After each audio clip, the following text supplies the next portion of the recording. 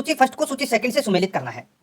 दोस्तों सबसे पहले मैं आपको बता देता हूं, देखिए बुद्ध के जन्म से पूर्व 6ठी शताब्दी ईसा पूर्व में भारतवर्ष में दोस्तों 16 महाजनपद का उल्लेख किया गया था और एक ग्रंथ है जिसका नाम है अंगुत्तर निकाय और ये बौद्ध ग्रंथ है, इसमें भी दोस्तों 16 महाजनपदों का उल्लेख मिलता है, ये आपको इसमें याद रखना है। ठीक है, देखिए सूची फर्स्ट में महाजनपद है और सूची सेकंड में राजधानी है। अब 16 महाजनपद थे तो 16 महाजनपदों की राजधानी भी होगी, यहाँ पे वही प्रश्न पूछा गया है। यहाँ पे देखिए दोस्तों गांधार महाजनपद की राजधानी है वो कौन सी थी, तो दोस्तों वो थी इसमें तक्षशिला। कौन सी थी, तक्षशिला। सूरसेन महाजनपद की राजधानी थी दोस्तों मथुरा और वत्स महाजनपद की राजधानी थी कौशाम्बी और कौशल महाजनपद की राजधानी थी श्रावस्ती। तो यहाँ पे इस प्रश्न का राइट आंसर हो जाएगा 4 1 2 3, 4 1 2 3 इसका राइट आंसर हो जाएगा, ये आपको इसमें याद रखना है। आगे देखिए दोस्तों अपना इसमें सेकंड नंबर प्रश्न है, हर्यक वंश के किस शासक को कुणिक कहा जाता था। हर्यक वंश के किस शासक को कुणिक कहा जाता था, तो दोस्तों इसका जो राइट आंसर हो जाएगा वो है अजातशत्रु को कुणिक कहा जाता था, ये आपको इसमें याद रखना है। ठीक है दोस्तों, अजातशत्रु ने लिच्छवी गणराज्य की राजधानी वैशाली को जीतकर मगध साम्राज्य में मिला लिया था और अजातशत्रु का पुत्र था जिसका नाम था दोस्तों उदयन, और उदयन ने दोस्तों अजातशत्रु की हत्या करके सिंहासन पर बैठ गया था। ठीक है, ये आपको इसमें याद रखना है। तो इसमें राइट आंसर हो जाएगा कुणिक किसको कहा जाता है, अजातशत्रु को। सी नंबर का ऑप्शन बिल्कुल सही उत्तर हो जाएगा। 3 नंबर का प्रश्न है, इसमें देखिए किस शासक ने गंगा एवं सोन नदियों के संगम पर पाटलिपुत्र नामक नगर की स्थापना की। किस शासक ने गंगा एवं सोन नदियों के संगम पर पाटलिपुत्र नामक नगर की स्थापना की, तो दोस्तों इसका जो राइट आंसर हो जाएगा वो है इसमें किसने, तो वो की थी उदयन ने। किसने की थी, उदयन या उदयन ने की थी, ये आपको इसमें याद रखना है। यानी कि दोस्तों पाटलिपुत्र जिसको अपन वर्तमान में पटना बोलते हैं। ठीक है, तो इसका राइट आंसर हो जाएगा C number option, sorry B number का ऑप्शन बिल्कुल सही उत्तर हो जाएगा। आगे देखिए 4 नंबर का प्रश्न है, शिशुनाग वंश का वह कौन सा शासक था जिसके समय में वैशाली में द्वितीय बौद्ध संगीति का आयोजन किया गया, उसे काकवण के नाम से भी जाना जाता है। बताइए, यहाँ पे शिशुनाग वंश की बात हो रही है, तो दोस्तों इसका राइट आंसर क्या हो जाएगा बताइए, तो दोस्तों वो है कालाशोक। जो द्वितीय बौद्ध संगीति है वो दोस्तों कालाशोक के समय आयोजित की गई थी, ये आपको इसमें याद रखना है। बहुत ही अच्छा और शानदार प्रश्न आप इसको कह सकते हैं। ठीक है, और ये शिशुनाग वंश का दोस्तों शासक था। ठीक है, इसके समय ये द्वितीय बौद्ध संगीति आयोजित की गई थी वैशाली के अंदर। ठीक है, और इसका अध्यक्ष था साब कमीर। ठीक है, ये भी आपको इसमें याद रखना है। तो इसमें बी नंबर का ऑप्शन बिल्कुल सही उत्तर हो जाएगा। आगे देखिए दोस्तों अपना इसमें 5 नंबर का प्रश्न है, 323 ईस्वी पूर्व में सिकंदर महान की मृत्यु हुई थी। 323 ईस्वी पूर्व में सिकंदर महान की मृत्यु हुई थी, तो दोस्तों ये कहां पर हुई थी, तो ये हुई थी दोस्तों बेबीलोन में। कहां पर, बेबीलोन में हुई थी। तो इसका राइट आंसर हो जाएगा वो है अपना इसमें बी नंबर का जो ऑप्शन है वो इसका बिल्कुल सही उत्तर हो जाएगा। बेबीलोन में इनकी मृत्यु हुई थी और 33 वर्ष की अवस्था में इनकी मृत्यु हो गई थी, ये भी आपको इसमें याद रखना है। ठीक है, आगे देखिए दोस्तों अपना इसमें 6 नंबर का प्रश्न है, सिकंदर महान एवं पोरस यानी कि पुरु की सेनाओं ने निम्नलिखित में से किस नदी के आमने सामने वाले तटों पर पड़ाव डाला हुआ था। बहुत ही अच्छा और शानदार प्रश्न है दोस्तों, बताइए सिकंदर महान एवं पोरस यानी कि पुरु की सेनाओं ने निम्नलिखित में से किस नदी के आमने सामने वाले तटों पर पड़ाव डाला हुआ था, तो इसका राइट आंसर हो जाएगा वो है दोस्तों झेलम नदी के आमने सामने पड़ाव डाला हुआ था। ठीक है, तो इसका राइट आंसर हो जाएगा वो है बी नंबर का जो ऑप्शन है वो इसका बिल्कुल सही उत्तर हो जाएगा। आगे देखिए दोस्तों अपना इसमें 7 नंबर का प्रश्न है, किस प्रकार का मध्य भांड यानी कि पाटरी, किस प्रकार का मध्य भांड भारत में द्वितीय नगरीकरण या शहरीकरण के प्रारंभ का प्रतीक माना गया, तो बताइए कौन से रंग का, तो दोस्तों इसका राइट आंसर हो जाएगा वो है उत्तरी काले पोलिसकृत बर्तन। उत्तरी काले पोलिसकृत बर्तन है, तो इसका राइट आंसर हो जाएगा सी नंबर का ऑप्शन बिल्कुल सही उत्तर। आगे देखिए इसमें 8 नंबर का प्रश्न है, पाली ग्रंथों में गांव के मुखिया को क्या कहा गया है। पाली ग्रंथों में गांव के मुखिया को क्या कहा गया है, तो दोस्तों इसका राइट आंसर हो जाएगा वो है भोजक या ग्राम भोजक कहा गया है। ठीक है, तो इसमें बी नंबर का ऑप्शन बिल्कुल सही उत्तर हो जाएगा। आगे देखिए उज्जैन का प्राचीन नाम था, बताइए उज्जैन का प्राचीन नाम है वो क्या था, तो दोस्तों अवंतिका। अवंतिका है ये उज्जैन का प्राचीन नाम था, तो इसका राइट आंसर हो जाएगा ए नंबर ऑप्शन बिल्कुल सही उत्तर। आगे देखिए इसमें नंद वंश का संस्थापक कौन था, नंद वंश का संस्थापक कौन था, बताइए दोस्तों इसका राइट आंसर क्या हो जाएगा। नंद वंश का अंतिम शासक तो दोस्तों घनानंद था और आप सभी को पता है चंद्रगुप्त मौर्य ने दोस्तों उसको मारकर सिंहासन हासिल किया था। यहाँ पे नंद वंश का जो संस्थापक पूछा गया है, तो यहाँ पे इसका राइट आंसर हो जाएगा वो है महापद्म नंद। ठीक है, महापद्म नंद ये नंद वंश के संस्थापक माने जाते हैं। ठीक है, तो इसका राइट आंसर हो जाएगा वो है अपना इसमें ए नंबर का ऑप्शन बिल्कुल सही उत्तर। आगे देखिए इसमें 11 नंबर का प्रश्न है, देखिए ग्रीक यूनानी लेखकों द्वारा किसे अग्रमीज जेंड्रमीज कहा गया है, बताइए यूनानी और ग्रीक लेखकों द्वारा किसे अग्रमीज जेंड्रमीज कहा गया है, बताइए किसे कहा गया है ये, तो इसका राइट आंसर हो जाएगा वो है दोस्तों अपना इसमें घनानंद को, यानी कि घनानंद जो नंद वंश का जो अंतिम शासक था उसको कहा गया है। ठीक है, तो अपना इसमें राइट आंसर हो जाएगा डी नंबर का ऑप्शन बिल्कुल सही उत्तर हो जाएगा। आगे देखिए 12 नंबर का प्रश्न है, प्राचीन भारत में पहला विदेशी आक्रमण किनके द्वारा किया गया। प्राचीन भारत में पहला विदेशी आक्रमण किनके द्वारा किया गया, तो दोस्तों ये किया गया था किनके द्वारा, तो ये ईरानियों द्वारा किया गया था। किसके द्वारा, ईरानियों द्वारा किया गया था। तो अपना इसमें right answer A number option बिल्कुल सही उत्तर। नेक्स्ट आगे देखिए इसमें प्राचीन भारत में दूसरा विदेशी आक्रमण एवं पहला यूरोपीय आक्रमण किनके द्वारा किया गया। प्राचीन भारत में दूसरा विदेशी आक्रमण एवं पहला यूरोपीय आक्रमण किनके द्वारा किया गया, तो दोस्तों इसका राइट आंसर हो जाएगा वो है अपना इसमें किनके द्वारा, तो यूनानियों के द्वारा किया गया था। तो अपना इसमें बी नंबर का ऑप्शन बिल्कुल सही उत्तर हो जाएगा और पहला विदेशी आक्रमण ईरानियों द्वारा किया गया था। नेक्स्ट 14 नंबर का प्रश्न है, इसमें देखिए ईरान के हकमनी वंश के किस शासक ने भारतीय भूभाग को जीतने के बाद उसे फारस साम्राज्य का 20वां प्रांत बनाया। ईरान के हकमनी वंश के किस शासक ने भारतीय भूभाग को जीतने के बाद उसे फारस साम्राज्य का 20वां प्रांत बनाया? तो इसका राइट आंसर हो जाएगा वो है दोस्तों डेरियस या दारेबाहु। तो अपना इसमें राइट आंसर हो जाएगा बी नंबर का जो ऑप्शन है वो इसका बिल्कुल सही उत्तर हो जाएगा। नेक्स्ट आगे देखिए, इसमें 15 नंबर का प्रश्न है। देखिए, हाइडेस्पस या विस्तता, आधुनिक नाम इसका है झेलम, यानी कि झेलम का जो प्राचीन नाम है वो है विस्तता, और इसको हाइडेस्पस के नाम से भी जानते हैं। तो यहाँ पे देखिए, झेलम का युद्ध किन किन शासकों के मध्य हुआ था? तो दोस्तों झेलम का युद्ध मैंने अभी आपको बताया था दोस्तों, सिकंदर और पोरस की सेना है वो झेलम नदी के किनारे यानी कि आमने सामने के किनारों पर पड़ाव डाले हुए थे। तो यहाँ पर इस प्रश्न का राइट आंसर हो जाएगा सिकंदर एवं पोरस के मध्य यह युद्ध हुआ था झेलम का। तो अपना इसमें राइट आंसर हो जाएगा ए नंबर का जो ऑप्शन है वो इसका बिल्कुल सही उत्तर। आगे देखिए, इसमें सिकंदर ने भारत पर कब आक्रमण किया था? तो दोस्तों सिकंदर ने भारत पर कब आक्रमण किया था? तो ये किया था दोस्तों 326 ईस्वी पूर्व में। 326 ईस्वी पूर्व में दोस्तों सिकंदर ने भारत पर आक्रमण किया था। तो इसका राइट आंसर हो जाएगा ए नंबर ऑप्शन बिल्कुल सही उत्तर। आगे देखिए, इसमें सूची फर्स्ट को सूची सेकंड से क्या करना है? सुमेलित करना है। सूची फर्स्ट में शासक है और सूची सेकंड में दोस्तों कौन से वंश से संबंधित है ये अपने को यहाँ पर बताना है। बहुत ही अच्छा और शानदार प्रश्न आप इसको कह सकते हैं। देखिए मित्रों, यहाँ पर देखिए बिंबिसार है, ये कौन से वंश का शासक है? तो बिंबिसार दोस्तों हर्यक वंश का शासक है। कौन से वंश का शासक है? हर्यक वंश का। और ये हर्यक वंश का दोस्तों प्रथम शक्तिशाली शासक था। ठीक है, अब देखिए यहाँ पे कालाशोक, कालाशोक है, ये कौन से वंश का शासक था? तो दोस्तों ये शिशुनाग वंश का शासक था। और यह है महापद्म नंद, जिसने नंद वंश की स्थापना की थी। आप सभी को पता है कि ये नंद वंश का शासक था। और बिंदुसार है, ये मौर्य वंश का शासक था। तो यहाँ पर इस प्रश्न का राइट आंसर हो जाएगा 1 2 4 3, 1 2 4 3 इसका राइट आंसर हो जाएगा। आगे देखिए 18 नंबर का प्रश्न है। यहाँ पर देखिए दोस्तों सूची फर्स्ट को सूची सेकंड के साथ में सुमेलित करना है। सूची फर्स्ट में महाजनपद है और सूची सेकंड में आधुनिक क्षेत्र है। ठीक है, अपने को यहाँ पे क्या करना है दोस्तों? सुमेलित करना है। अब यहाँ पर देखिए दोस्तों, मगध, मगध को वर्तमान में क्या बोलते हैं? सॉरी, आधुनिक क्षेत्र कौन सा है? तो वो है पटना व गया के जिले है, जिसको बोलते थे दोस्तों मगध। ठीक है, वत्स, वत्स बोलते थे दोस्तों इलाहाबाद का आधुनिक क्षेत्र है। और कौशल, कौशल है ये दोस्तों अवध का है। और अवंती है ये दोस्तों मालवा का हो जाएगा। किसका? मालवा का। ये आपको इसमें याद रखना है, ये सारे के सारे सही सुमेलित है। आगे देखिए, इसमें मगध की प्रथम राजधानी कौन सी थी? तो दोस्तों मगध की जो प्रथम राजधानी है वो कौन सी थी वो अपने को यहाँ पर बताना है। तो यहाँ पर देखिए दोस्तों, मगध की प्रथम राजधानी है वो गिरिवज्र राजगृह, ये मगध की प्रथम राजधानी थी। तो अपना इसमें सी नंबर ऑप्शन बिल्कुल सही उत्तर हो जाएगा। आगे देखिए, किस शासक द्वारा सर्वप्रथम पाटलिपुत्र का राजधानी के रूप में चयन किया गया?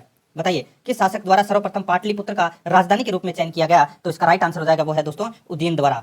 ठीक है, उदयन द्वारा। और आप सभी को पता है पाटलिपुत्र की स्थापना है वो उदयन द्वारा ही की गई थी। तो अपना इसमें right answer C number option बिल्कुल सही उत्तर हो जाएगा। आगे देखिए, 16 महाजनपदों की सूची उपलब्ध है। तो दोस्तों मैंने अभी आपको बताया था कि 16 महाजनपद एक ग्रंथ है, बौद्ध ग्रंथ, जिसका नाम है अंगुत्तर निकाय, उसमें 16 महाजनपदों का उल्लेख मिलता है। तो यहाँ पे इसका राइट आंसर हो जाएगा अंगुत्तर निकाय। तो इसमें बी नंबर का ऑप्शन बिल्कुल सही उत्तर हो जाएगा। आगे देखिए, इसमें 22 नंबर का प्रश्न है। निम्नलिखित में से मगध का कौन सा राजा सिकंदर महान के समकालीन था?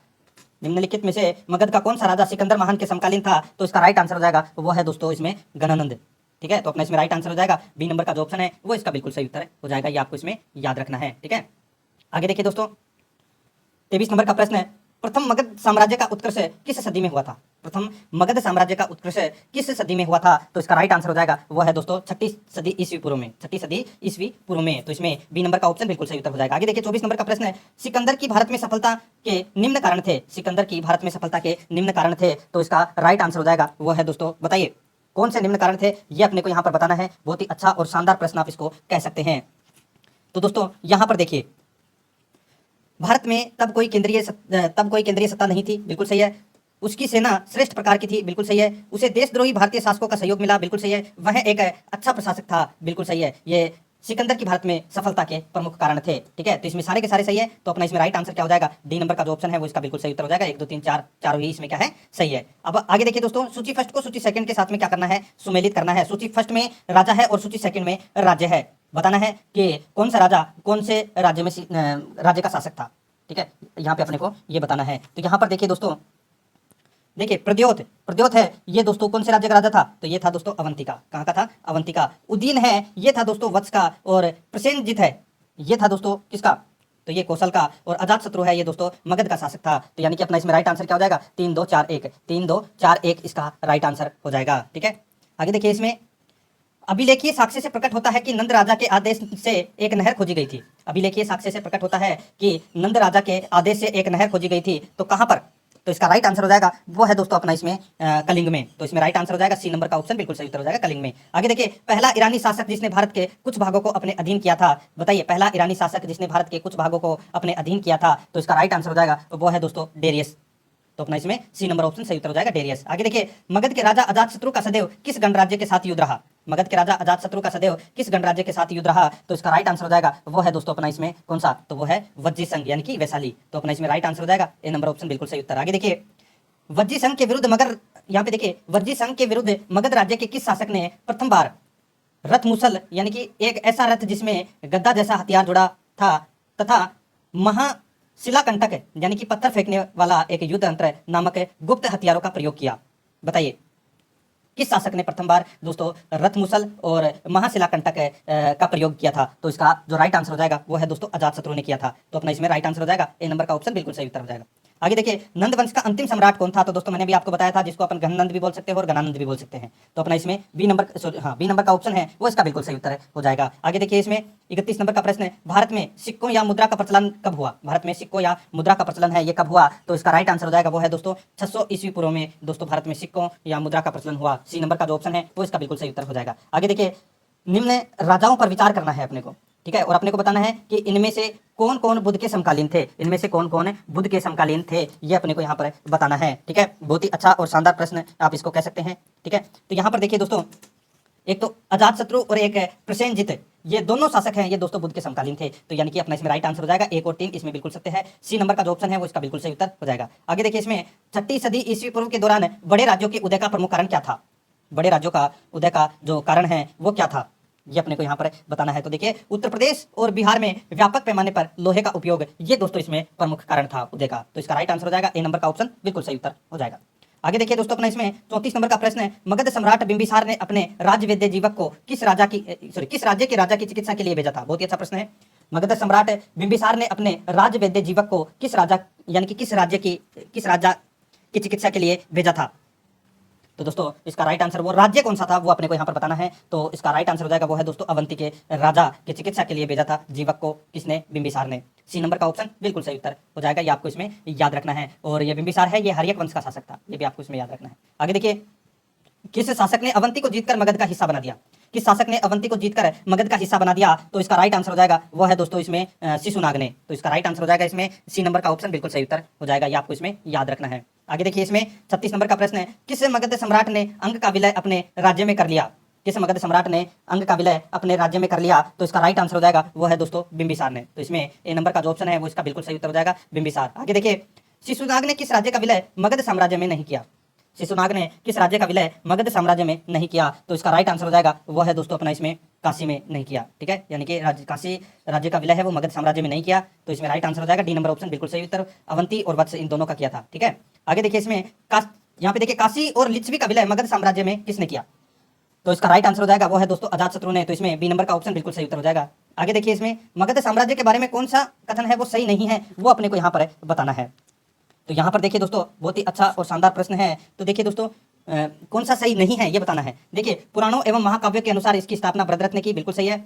महापद्मनंद ने इसे सर्वाधिक विस्तार प्रदान किया तथा सर्वशतांक यानी कि क्षत्रियों का अंत करने वाला एवं इकराट की उपाधि धारण की, बिल्कुल सही है। दोनों सही है इसमें मगध साम्राज्य के बारे में। तीसरा देखिए इसमें गिरिवज्र राजगृह पाटलिपुत्र एवं वैशाली क्रमशः इसकी 4 राजधानियां बनी, बिल्कुल सही है। तो दोस्तों इसमें तीनों कथन बिल्कुल सत्य है। तो इसका राइट आंसर हो जाएगा इनमें से कोई भी गलत नहीं है। तो इसमें डी नंबर का ऑप्शन बिल्कुल सही उत्तर हो जाएगा। 40 नंबर का प्रश्न है इसमें देखिए सिकंदर के आक्रमण के समय उत्तर भारत पर निम्नलिखित राजवंशों में किस एक का शासन था? सिकंदर के आक्रमण के समय उत्तर भारत पर निम्नलिखित राजवंश यानी कि निम्नलिखित राजवंशों में से किस एक का शासन था? तो इसका राइट आंसर हो जाएगा वो है दोस्तों इसमें नंदवंश का। तो इसमें ए नंबर का ऑप्शन बिल्कुल सही उत्तर हो जाएगा। आगे देखिए निम्नलिखित में से कौन सा एक ईसा पूर्व 6ठी शताब्दी में प्रारंभ में भारत का सर्वाधिक शक्तिशाली नगर राज्य था? तो वो कौन सा था वो अपने को यहाँ पर बताना है। तो दोस्तों इसका राइट आंसर हो जाएगा वो है मगध। कौन सा था? मगध। डी नंबर का जो ऑप्शन है वो इसका बिल्कुल सही उत्तर हो जाएगा। आगे देखिए दोस्तों 42 नंबर का प्रश्न है निम्नलिखित में से कौन कौन से भारत पर ईरानी आक्रमण के प्रभाव के रूप में माना जाता है? निम्नलिखित में से कौन कौन से भारत पर ईरानी आक्रमण के प्रभाव के रूप में माना जाता है ये अपने को यहाँ पर बताना है। तो यहाँ पर देखिए दोस्तों खगोष्ठी लिपि का प्रचार बिल्कुल सही है। अभिलेख उत्कीर्ण करने की कला का प्रचार बिल्कुल सही है। ईरानियों की सत्रप प्रणाली का प्रचार ये भी बिल्कुल सही है। घंटा आकार के गुंबद की कला का प्रचार ये भी इसमें बिल्कुल सही है। 5वां है स्त्री अंगरक्षकों की नियुक्ति, ये भी इसमें बिल्कुल सही है। यानी कि इसमें 1 2 3 4 5 पांचों ही इसमें क्या है? सही है। डी नंबर का ऑप्शन बिल्कुल सही उत्तर हो जाएगा। आगे देखिए निम्न में से कौन सा एक सिकंदर के आक्रमण के प्रभाव यानी कि निम्नलिखित में से कौन सा एक सिकंदर के आक्रमण का प्रभाव नहीं था? बताना है अपने को कौन सा एक नहीं था। मैं यहाँ पे आपको डायरेक्ट बता देता हूँ। देखिए उसने भारत को यूनान की रियासत बनाया, ये गलत हो जाएगा दोस्तों। तो इसमें डी नंबर का ऑप्शन बिल्कुल सही उत्तर हो जाएगा। आगे देखिए निम्नलिखित में से किस राज्य में गणतंत्रात्मक शासन व्यवस्था नहीं थी?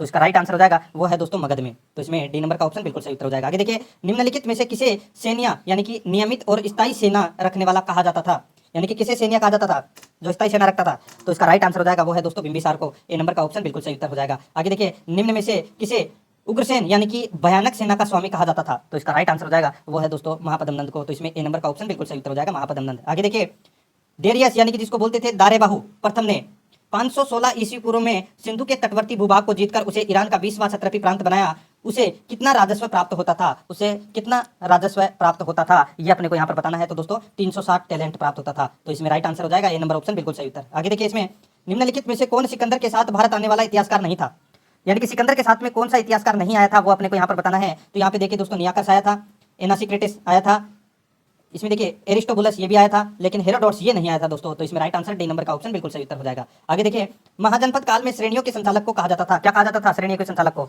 तो दोस्तों श्रेष्ठिन कहा जाता था। तो इसमें ए नंबर ऑप्शन बिल्कुल सही उत्तर हो जाएगा। आगे देखिए, गृहपति का अर्थ होता है, गृहपति का अर्थ है वो क्या होता है, तो दोस्तों धनी किसान। तो इसमें ए नंबर ऑप्शन बिल्कुल सही उत्तर हो जाएगा, धनी किसान। अब यहाँ पे देखिए दोस्तों, ये सूची फर्स्ट को सूची सेकंड से सुमेलित करना है, ठीक है। बहुत ही अच्छा और शानदार प्रश्न है, ठीक है। देखिए दोस्तों, यहाँ पे देखिए, अष्टकुलक, अष्टकुलक है ये क्या होता है, तो दोस्तों ये एक परामर्शदायी संस्था होती है अष्टकुलक। महामात्र दोस्तों ये उच्च कोटि के अधिकारी को कहते थे महामात्र। और बलि साधक है ये किसको कहते थे, तो किसानों से कर वसूलने वाला अधिकारी होता था बलि साधक। और इसमें देखिए सोलिकक, शुल्काध्यक्ष ये कहते थे दोस्तों शिल्पियों व व्यापारियों से शुल्क या चुंगी वसूलने वाला अधिकारी। ये सारे के सारे सही सुमेलित हैं, ठीक है। आगे देखिए, मगध के किस प्रारंभिक शासक ने राज्यारोहण के लिए अपने पिता की हत्या की और इसी कारणवश अपने पुत्र द्वारा मारा गया, तो दोस्तों इसका राइट आंसर क्या हो जाएगा। मैंने अभी आपको थोड़ी देर पहले बताया था, अजातशत्रु की हत्या है वो उसी के बेटे उदयन द्वारा की गई थी, ठीक है। तो इसका राइट आंसर हो जाएगा सी नंबर का ऑप्शन बिल्कुल सही उत्तर हो जाएगा। आगे देखिए, विश्व का पहला गणतंत्र वैशाली में किसके द्वारा स्थापित किया गया, तो ये स्थापित किया गया दोस्तों किसके द्वारा, तो ये किया गया लिच्छवी के द्वारा। डी नंबर का ऑप्शन बिल्कुल सही उत्तर हो जाएगा, लिच्छवी के द्वारा। अब दोस्तों यहाँ पे देखिए 16 महाजनपदों में से अपने को उनकी राजधानी बताना है, ठीक है। 14 नंबर का प्रश्न है। सूची फर्स्ट में महाजनपद है और सूची सेकंड में राजधानी है, ठीक है। तो यहाँ पर देखिए दोस्तों, देखिए कुरु महाजनपद की राजधानी है वो कौन सी है, कुरु महाजनपद की जो राजधानी है वो कौन सी है, तो दोस्तों वो है इंद्रप्रस्थ। कौन सी है, इंद्रप्रस्थ। और पाचाल, पाचाल की राजधानी है दोस्तों अहिछत्र, ठीक है। और कौशल की राजधानी है वो दोस्तों कौन सी है, तो वो है साकेत। और वत्स की राजधानी कौशाम्बी। तो इसमें राइट आंसर क्या हो जाएगा, 3 4 1 2, 3 4 1 2 इसका राइट आंसर हो जाएगा। आगे देखिए, निम्न में से कौन एक बौद्ध ग्रंथ 16 महाजनपदों का उल्लेख करता है, तो इसका बिल्कुल सही उत्तर हो जाएगा वो है दोस्तों अपना इसमें अंगुत्तर निकाय। ए नंबर का ऑप्शन बिल्कुल सही उत्तर हो जाएगा। आगे देखिए, 6ठी शताब्दी ईसा पूर्व का मत्स्य महाजनपद स्थित था, तो दोस्तों ये मत्स्य महाजनपद है ये स्थित था, तो ये कहां पर स्थित था, तो ये स्थित था दोस्तों राजस्थान में। तो इसमें बी नंबर का ऑप्शन बिल्कुल सही उत्तर हो जाएगा। आगे देखिए, निम्नलिखित में से किस एक नदी को पहले विस्तृता के नाम से जाना जाता था, तो इसका राइट आंसर हो जाएगा वो है दोस्तों अपना इसमें झेलम। तो इसमें बी नंबर का जो ऑप्शन है वो इसका बिल्कुल सही उत्तर हो जाएगा। तो दोस्तों अपन ने